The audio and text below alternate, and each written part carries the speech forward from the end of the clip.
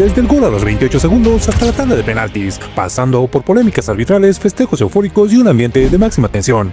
Este derbi madrileño en la Champions lo tuvo absolutamente todo, un partido que dejó al Madrid con vida y al Atlético con la sensación de haber tenido la clasificación en sus manos, porque una vez más, la historia se escribió con tintes de épica.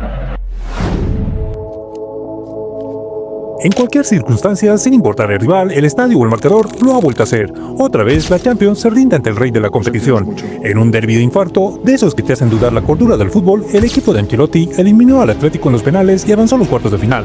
Un partido que fue un drama absoluto desde el primer segundo, literalmente. Desde el inicio, la tensión se podía cortar con un cuchillo. Mientras los jugadores del Atlético de Madrid se reunían haciendo una piña dándose ánimos, en el Real Madrid la imagen era totalmente distinta, dispersión total sin una charla colectiva ni un grito de unidad. La diferencia de actitud en los primeros instantes del partido quedó reflejada en el terreno de juego, donde el Atleti salió como una pisonadora y el Madrid parecía aún sin despertarse del todo. Dicho y hecho, apenas se jugaban 28 segundos cuando Conor Gallagher silenció al madridismo con un golazo, un golpe directo a la mandíbula. Y ojo, porque el Atleti estuvo más cerca del segundo que el Madrid del empate. El primer tiempo fue una pesadilla, un equipo sin brújula con Ferland Mendy firmando un drama defensivo y Tchouaméni rematando a cualquier lado, generando la mirada fulminante de Bellingham. La impotencia era total en el Madrid. Pero el Madrid nunca muere y Mbappé, sin ser su mejor noche, decidió tomar el asunto en sus manos y provocó un penal que podía cambiarlo todo. Pero el destino tenía preparado otro revés. Vinicius, en un gesto inexplicable, lo lanzó a las nubes. No se puede fallar eso en un partido así y menos en ese estadio. La frustración se palpaba y el equipo colchonero aprovechaba cualquier resquicio para hacer daño. Aún así, la polémica no faltó. Una mano clarísima en el área del Atleti en el primer tiempo que ni el árbitro ni el VAR quisieron sancionar. La confusión con las reglas del penalti es absoluta, tanto que Toni Kroos lo resumió con una sola palabra en redes sociales. No hace falta decir más. Llegó la prórroga y el cansancio empezó a hacer estragos, pero ninguno de los dos equipos se hizo daño. Con todo este caos, la tanda de penales llegó como el capítulo final de un partido de locura, y con ello la escena surrealista del penalti de Julián Álvarez. En el momento clave, el argentino golpea el balón con los dos pies y el gol es anulado. Una jugada que rara vez se sanciona, pero la imagen es totalmente clara. Lo más insólito es que se haya pitado a favor de Madrid.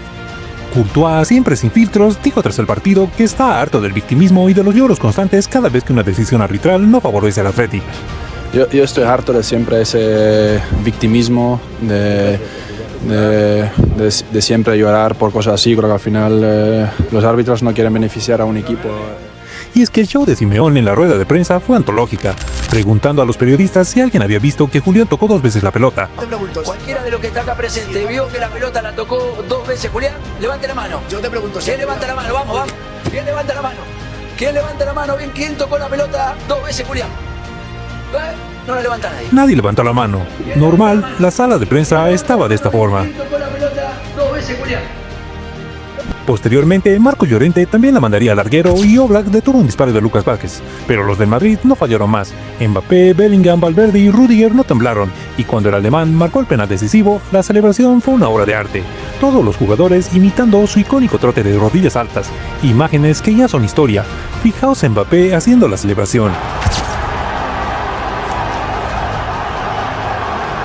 Y como no podía ser de otra manera, ahí apareció la respetuosa grada del Metropolitano, lanzando botellas y objetos a los jugadores del Madrid, pero Bellingham, en lugar de inmutarse, decidió hacer esto con las botellas, demostrando que además del talento, le sobra actitud. Mención aparte para la euforia de Valverde en la celebración. El uruguayo, habitualmente sereno, explotó en un grito de rabia contenida, golpeándose el pecho y abrazando con fuerza a sus compañeros. Era el reflejo de todo lo que se jugó en los penales, porque la eliminación estuvo más cerca de lo que muchos imaginan. Por otra parte, Mbappé tampoco tuvo su mejor noche. Sin espacio, sin esa chispa que acostumbra a romper defensas, el francés estuvo lejos de su versión más letal. Pero su calidad es tal que en una sola jugada puede marcar la diferencia. Fue él quien forzó el penalti que pudo cambiarlo todo, y aunque se le reprocha que no asumiera la responsabilidad del lanzamiento, al final se le vio celebrando con euforia el pase a cuartos. De hecho, fue el primero en percatarse del error de Julián Álvarez en la tanda de penales, señalándolo rápidamente a los árbitros. Ancelotti en rueda de prensa dejó claro que el cambio de Vinicius fue por cansancio y que no estaba previsto que tirar un penalti. Él no iba a tirar el penalti, pero me ha pedido el cambio porque estaba cansado, entonces he preferido cambiar. Mientras tanto, el Cholo, en lugar de reconocer sus fallas, se dedicó a presumir de que el Madrid la pasó mal. Seguramente no ganan casi siempre en Champions, o siempre, pero la pasan mal de verdad. Lo que le queda a un técnico que año tras año elige refugiarse atrás cuando tiene todo a su favor.